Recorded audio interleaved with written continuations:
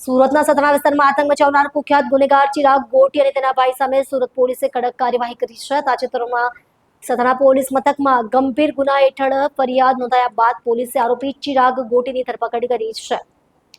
કેટલાક સમયથી માથાભારે તત્વો સામે આ પ્રકારની કડક વલણ અપનાવવામાં આવી રહ્યું છે. અગાઉ એસઓજી દ્વારા કતારગામ વિસ્તારમાં પણ એક રીઢા ગુનેગારની શાન ઠેકાણે લેવા માટે જાહેરમાં તેનું સરઘસ કાઢવામાં આવ્યું.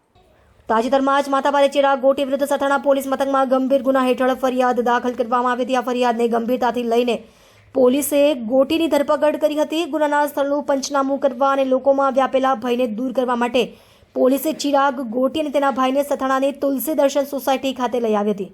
પોલીસે બંને ભાઈઓને સોસાયટીના રસ્તા પર ફેરવ્યા હતા. જે રીતે અગાઉ એસઓજી દ્વારા કતારગામમાં આવી કાર્યવાહી કરાઈ હતી, તેવી જ રીતે અહીં પણ વરઘોડો કાઢવામાં આવ્યો હતો. આ કાર્યવાહીનો મુખ્ય ઉદ્દેશ સામાન્ય જનતામાંથી ગુંડાઓનો ડર ખતમ કરવાનો અને ગુનેગારોને કડક સંદેશ આપવાનો હતો. ઉલ્લેખનીય છે કે સુરત પોલીસ દ્વારા છેલ્લા કેટલાક સમયથી માથાભારે તત્વો સામે આ પ્રકારની કડક વલણ અપનાવવામાં આવી રહ્યું છે. અગાઉ એસઓજી દ્વારા કતારગામ વિસ્તારમાં પણ એક રીઢા ગુનેગારની શાન ઠેકાણે લાવવા માટે જાહેરમાં તેનું સરઘસ કાઢવામાં આવ્યું હતું.